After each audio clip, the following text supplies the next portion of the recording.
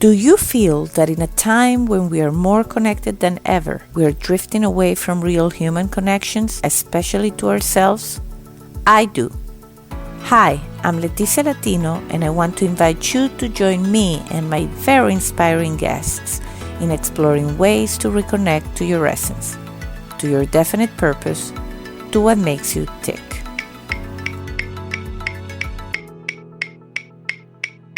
Are you ready?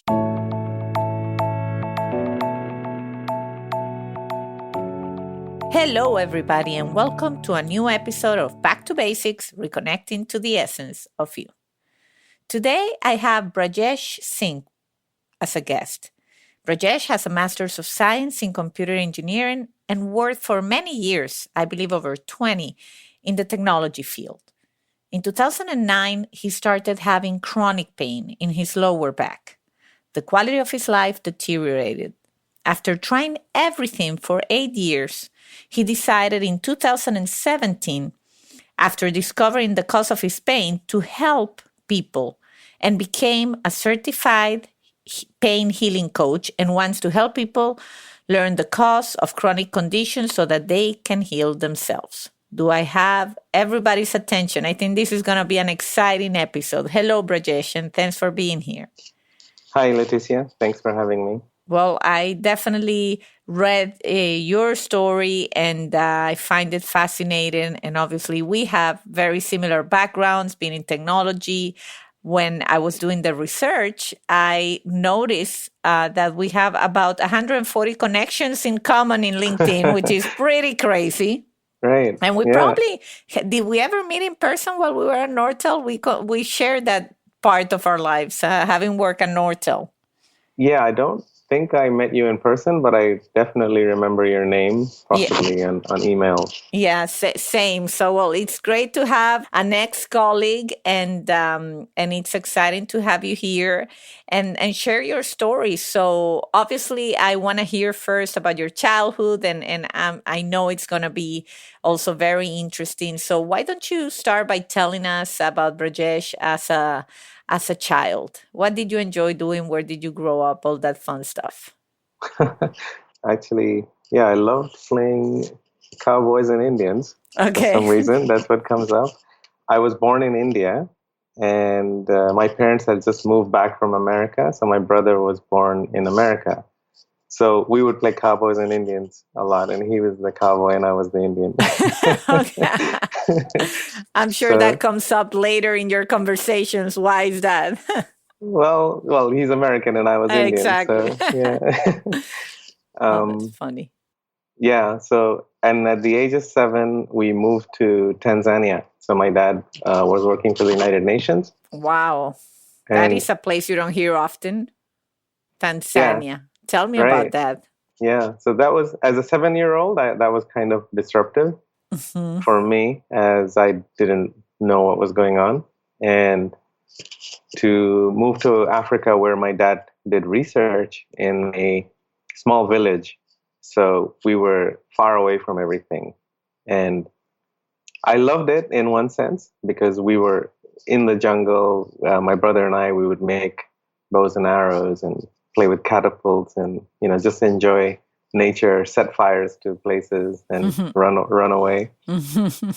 And at the same time, I was in boarding school. So that was challenging being at that age and, being separated from my parents for several months at a time. Wow. Yeah, that sounds challenging. And in a strange place, too.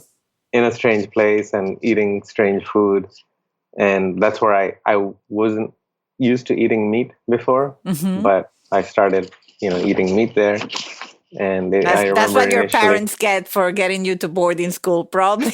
I know that's it's a big no-no. But did you get to see your parents, every few months? Yes. I got to see them every 4 or 5 months.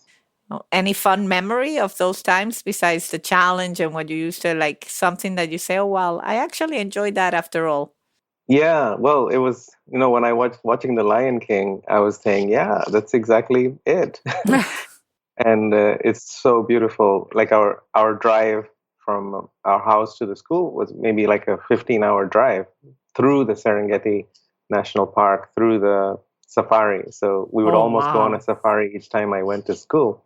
And there would be elephants crossing the roads and cheetahs in trees and, rhinoceros chasing our car.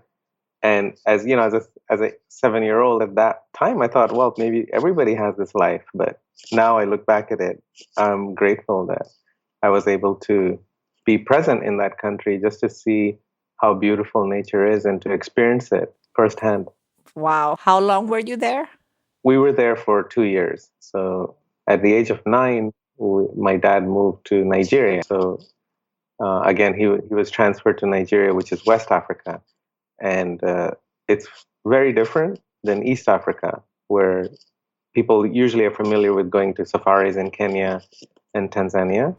Yeah. There's a lot of natural beauty in East Africa. West Africa is not that famous for its natural beauty. It is there, and I think also the wildlife is less than East Africa. So it's a big, again, a big change. New languages and new kinds of people, new cultures as well. So yeah, Well, at 9 I moved to Nigeria. that's pretty interesting so far. Well, this promises to be a fantastic episode already. So tell me, your dad sounds like he was doing super important work. Was he a doctor or what kind of research was he doing? He does agronomy, so he Okay. does research on. His specialty is doing research on cowpeas, which are also known as black-eyed peas. And Okay. I understand in the United States on New Year's Day, a lot of the southern states eat black-eyed peas for good luck.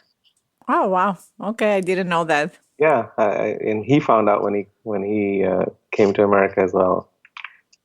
So he must have good luck then if we stand by that theory. Yes, yes, he has a lot of good luck. Very good. And your mom, was she's a follower of your dad's adventures? Yes, she was a homemaker. She took care of me and my brother, and yeah, she. Okay. Great. And when you were young, like I mean, besides all those changes, was there anything in particular that you were passionate about? Like, did you see your dad and say, "I want to be a researcher too," or how did you envision your life when you were gonna be older? As an Indian, perhaps other Indian listeners could relate to this. We were usually given the choice of being a doctor and engineer, Okay. and there was nothing else that occurred to me to to challenge that or to think otherwise. It just was the way it is, and I didn't question it. So I don't recall having any incredible passions of something that I wanted to be. Good. That's interesting. And your brother, is he an engineer or a doctor? He is an engineer, yes. Okay, there you go. So two Yeah, engineers. 2 engineers. Yeah, my parents, can give thumbs up. Hey, well, it's definitely not a bad career. It's just fascinating. And part of this podcast is I like to dig into how people get into what they're doing and if they ended up doing something they're passionate about or not. And obviously you had a change in career into what you're currently doing. And that's why I find you as a great guest, because it's really what this podcast is about. So, well, you were in Nigeria how long?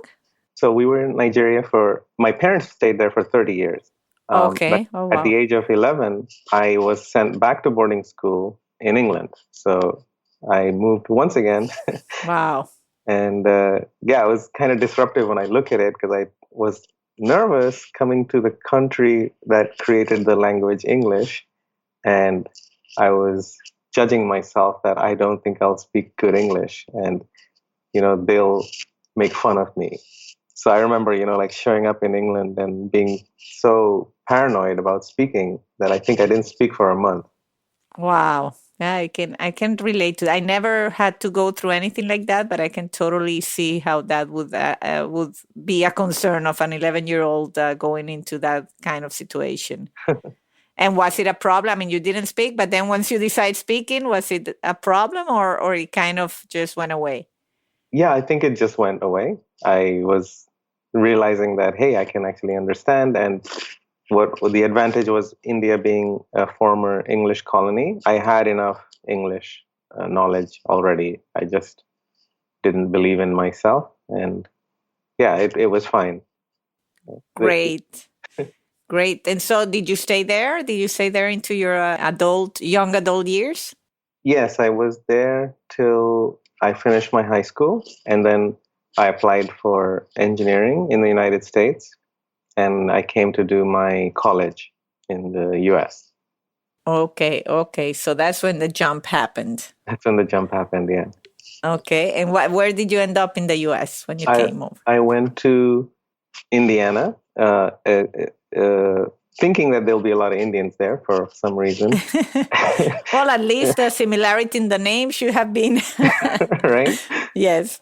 And yeah, I had seen Indiana Jones by then, so I'm like, yeah, this is the place I want to be.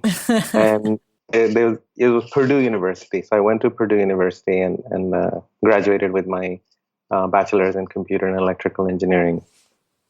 Okay, well, that sounds fascinating. So you went into technology and telecom, and obviously, I want to fast forward a little bit here because I know you have a very powerful story to tell once you came into this situation of chronic pain. But during those years, anything in particular that you felt excited about? Were you passionate about your work, or you kind of got into technology and telecom and you were content but not extremely passionate about what you were doing? Yeah, engineering was fascinating for me. I think being an electrical engineer, I remember almost electrocuting myself with a toaster and like cutting all the wires in the house. So I think that was the right choice for me, studying electrical engineering. And I was excited to make a difference in the world.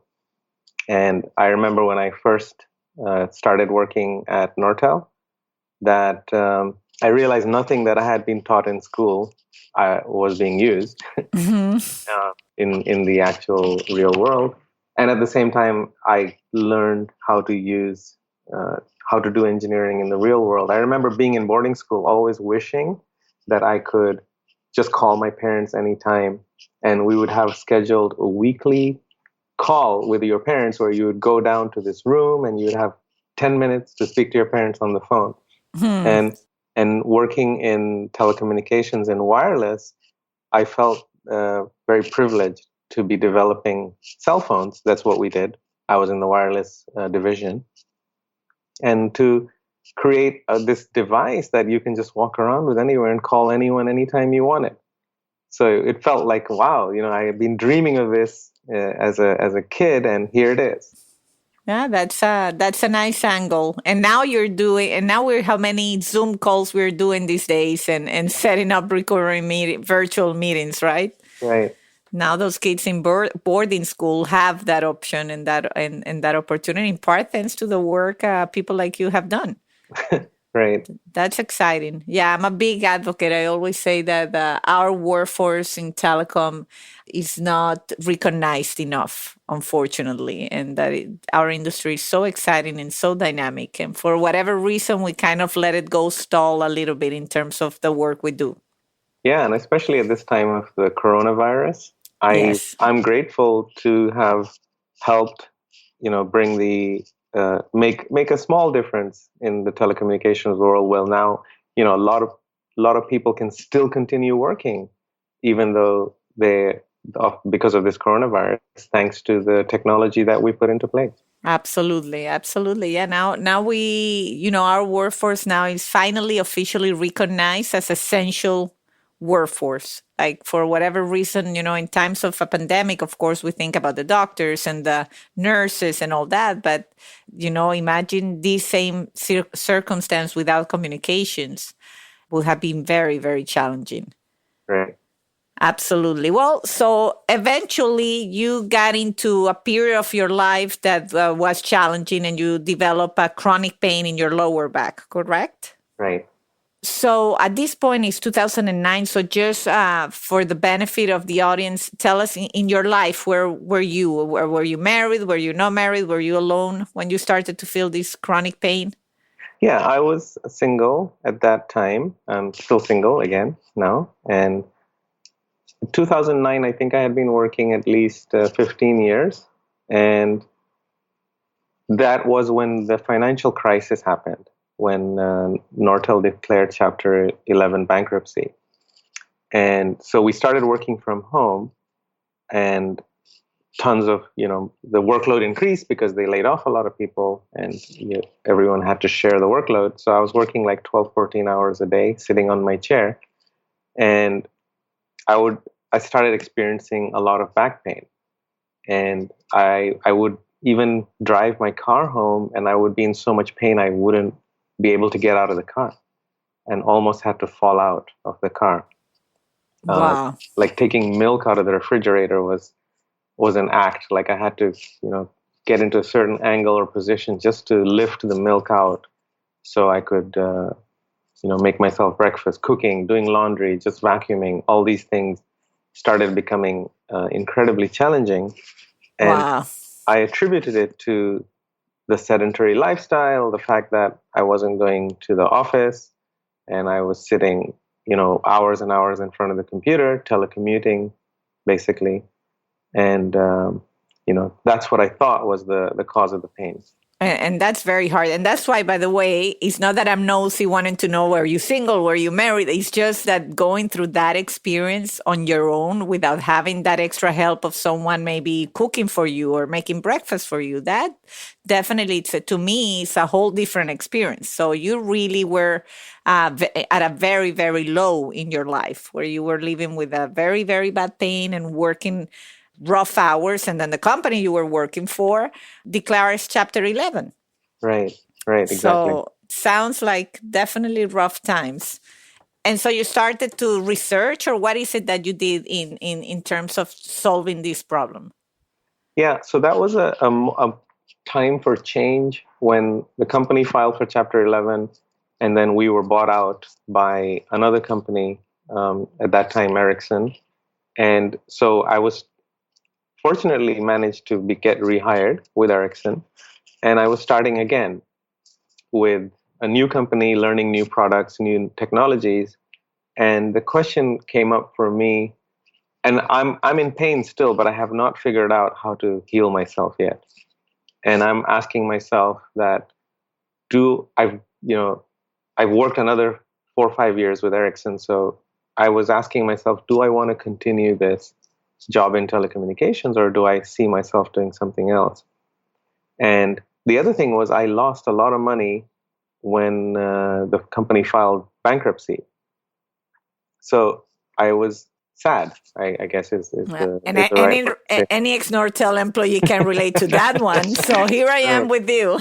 right. And I sure, exactly. I'm sure everyone can relate to that. So there were a lot of questions in my mind, and I was thinking, what is it that I really want to do in my life? And do I want to continue with this new company, or do I want to take on something else? And the answer kept coming to me that I want to do something else. This is a good time for a new beginning. If the company hadn't filed Chapter 11, I probably still would be there right now. Mm-hmm. But that kind of shook me off, or woke me up, and said, okay, what is it that I really want to be doing? And what was coming up for me was to be speaking. I want to share a message, speak to the world, and be in front of audiences. So that's what was coming up for me.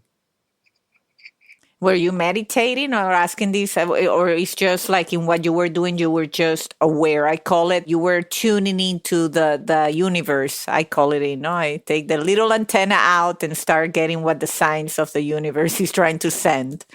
Well, that I wish it was like that, but mostly it was, I can't wait to get out of work and Mm-hmm. and go home and do something else, were mostly the feelings that were coming up, and that I don't want to go through this, what I've been doing for the last 15, 20 years. I don't want to do this anymore.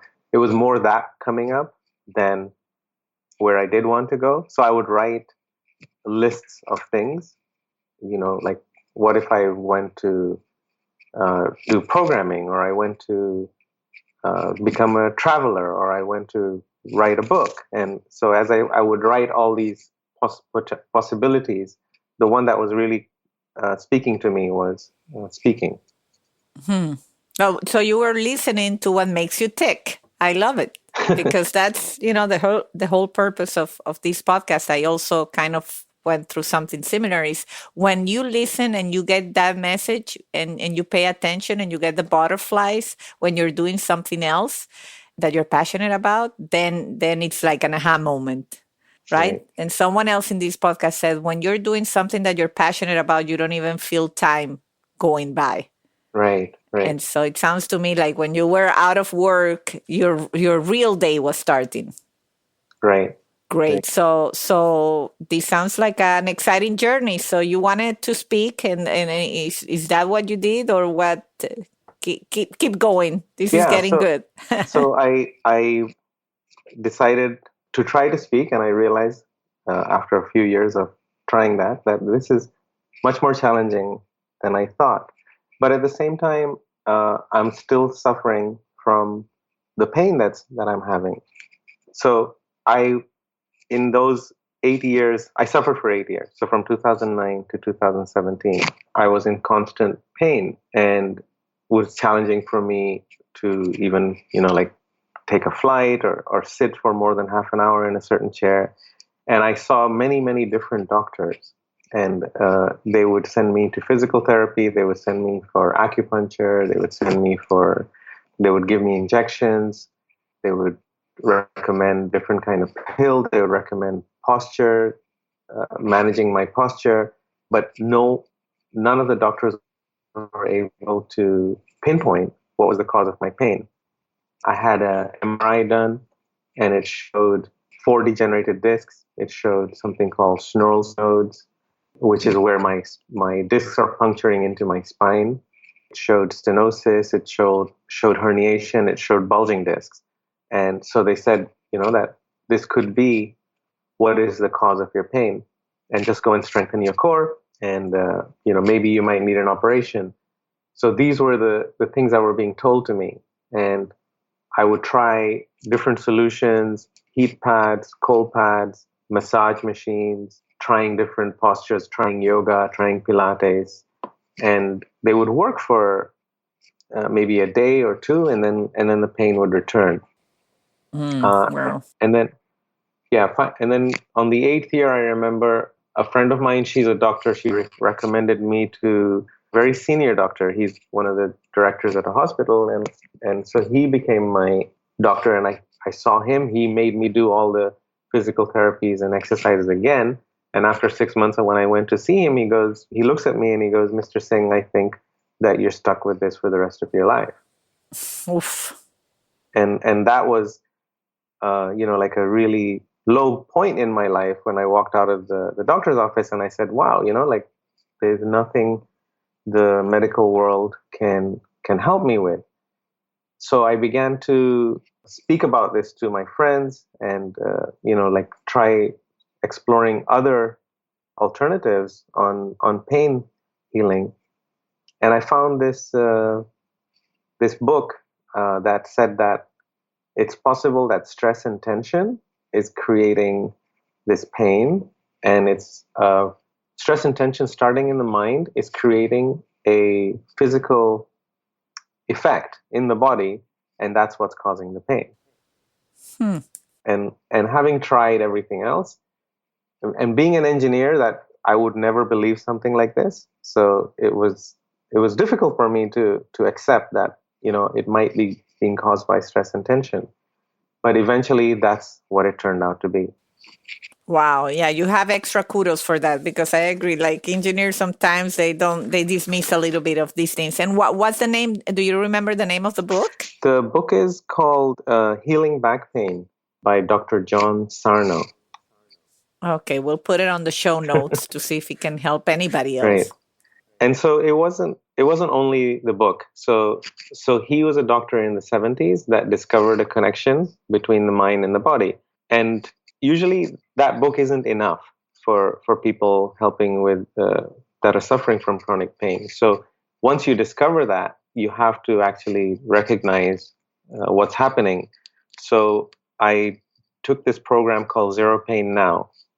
And so they actually refine the techniques from Dr. Sarno and filter it down to the real essential aspects of healing. While Dr. Sarno was more like the Wright brothers, he kind of figured out, here's how it works. the zero pain now technique is more like the Concorde, I see. It has ironed it out, taken it down to the basics and made it really fast. So you became a coach basically of this technique. Exactly. I became a coach of this technique. And the realization was that when we filed for Chapter 11 bankruptcy, that is when my pain started. And that was the connection that I made, was that was an incredibly stressful time in my life, and I was not managing it. I was actually ignoring it. Interesting. So that was the realization that was when the pain started, and then I made it into a habit of just blocking myself. My 401k, I'm sure you might have a similar story. I lost $200,000 the moment they filed Chapter 11, and there's nothing I could do about it. Till today, there's nothing, right? It's gone.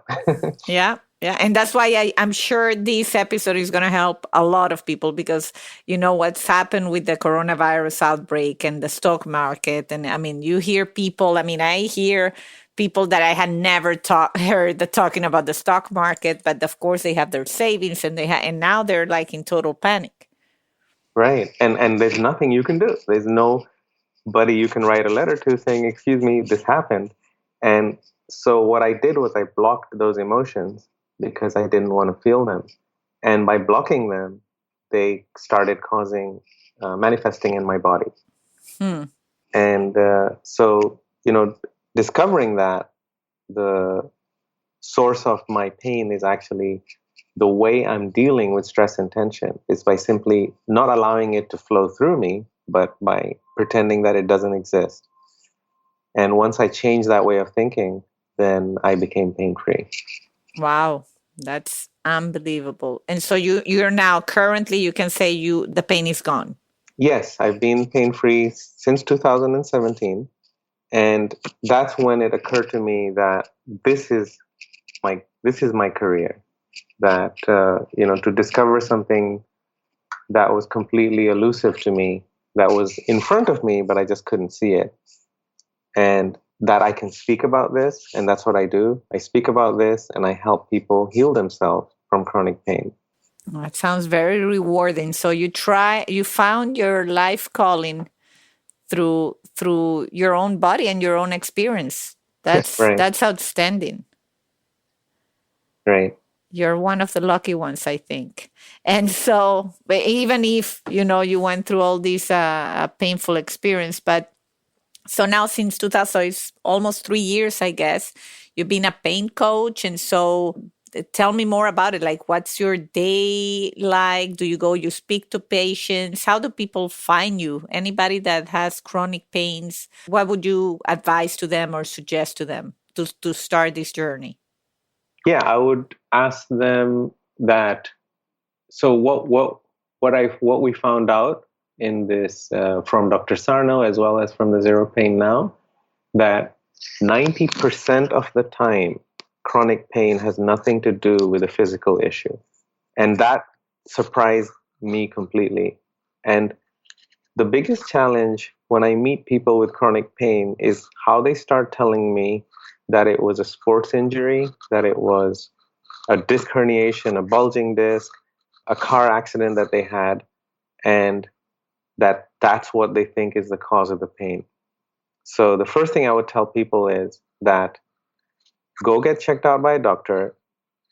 Make sure that it's not cancer, make sure it's not an organic disease that clearly is visible for the doctor. If the doctor cannot find a smoking gun, in other words, they can't say for sure that it's this issue, but they think it's just your structure, then it's a very good chance that the pain is being caused by the way that you're handling the stress and tension in your life. So the first step is that 90% of the time, it's possible that your pain is not what your doctor is telling you or not what people are telling you.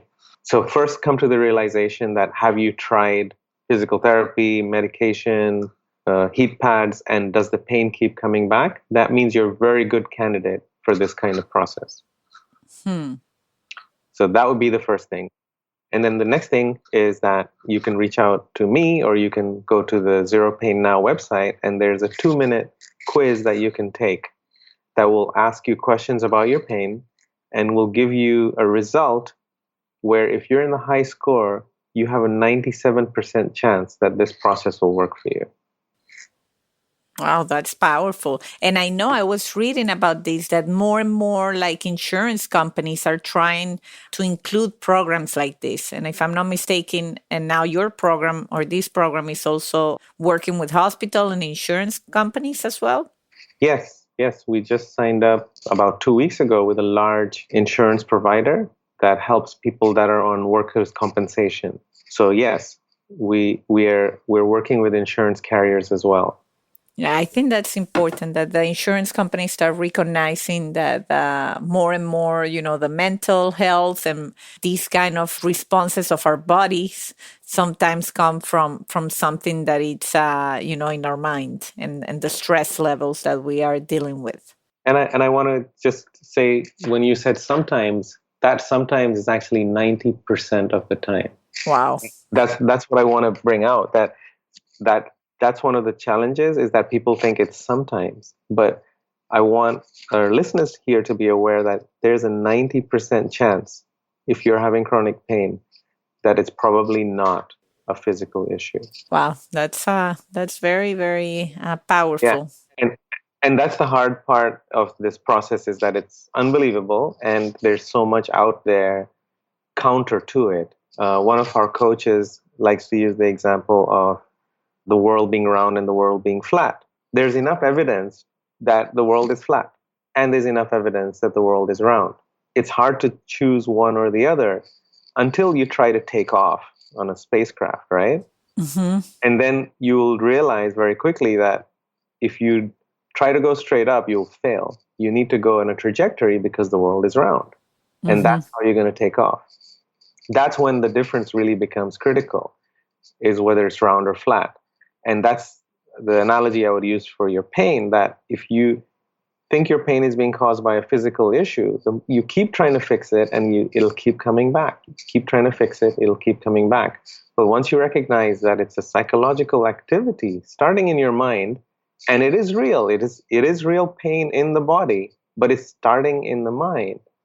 And it's related to stress and tension in the way you're managing it. And once you start seeing that, suddenly the world is round. And you start seeing it everywhere, and you're like, oh my God, this is what's happening, and the pain goes away. Yeah, and that's, I guess, when people like you start spreading the news and say, have you tried this? Because, I know I've been in situations where, the stress, and now I'm dealing with high blood pressure for a year or so, which runs in my family. And the doctors say you inherit the good, but you inherit the bad too. Which I because I'm also a firm believer that, like, I don't want to be taking pills. I don't want to be taking, all this other stuff. But at the same time, also doctors are doctors, right? So it's like what you're saying. It's like you have to know what works for you.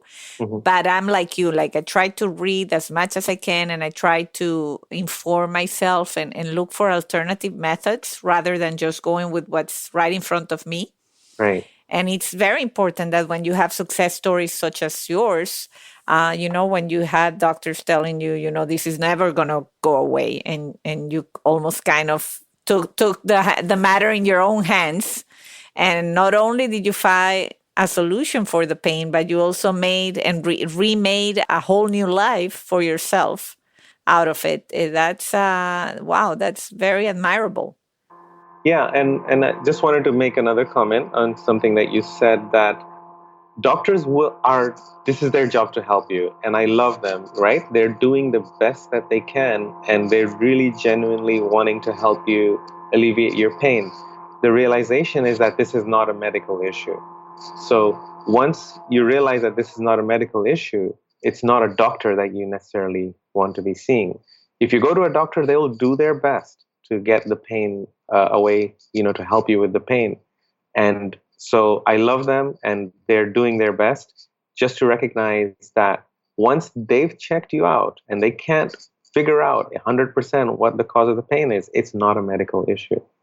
And just to be open to that. Once you're open to the fact that, hey, this might not be a medical issue, that's why the doctors can't help me, is when you'll open your mind to this process.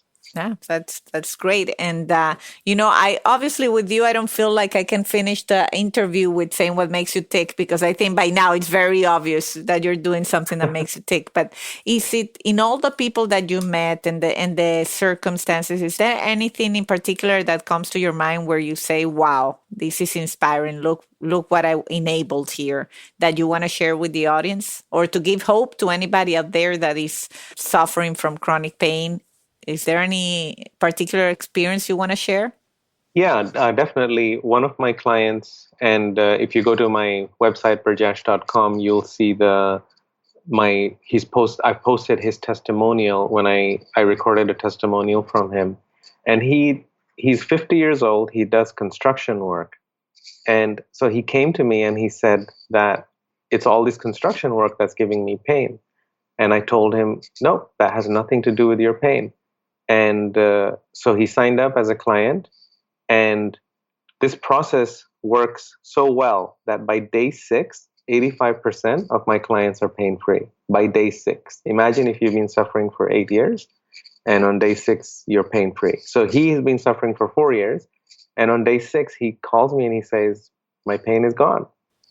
Wow. And yeah, and he was so skeptical. So that's the first thing, is skepticism. When their pain is gone, they think it's just a coincidence, that it's just lucky, right? And then a week passed, 2 weeks passed, 3 weeks passed, 4 weeks passed. He says, my pain is gone. And 3 months later, he was telling me that he was dancing on the dance floor like a jumping bean. Those are the words that he used. And he's 50 years old, and people said, wow, how are you able to do this? And he goes, I don't know, but, and he was dancing for 3 hours nonstop, and he goes home with no pain. And that's the joy that I experienced as well. After 8 years of my pain, I can swim, I can dance, I can run, I can even give people piggybacks that I never ever imagined that I could do. So just seeing the joy on my clients' faces, initially the skepticism, the disbelief that, hey, it's working, am I really able to do this? And then slowly they get back to the lives that they used to have before the pain started. They get back to just being able to do everything, not having to cancel on events or tell people they can't make it, or make up excuses on why they can't go somewhere because they don't want to share what's really happening in their life. And I'm talking about, migraines, I'm talking about headaches. People have all kinds of chronic symptoms that stop them from doing things in their life. And also they're reluctant to share this with with other people. They may just call in sick, and say, I'm not going to go to work today, but I don't really want to tell people what's going on because they'll judge me. This opens up for everyone. If you're having any kind of chronic symptoms where, once a week or once a month something happens to you and you just shut down, consider that this could be a chronic symptom that can be healed by this process. Well, thank God, luckily I don't have any chronic pains, but I'm happy I met you, so that if I do, I know exactly who I would call. Right.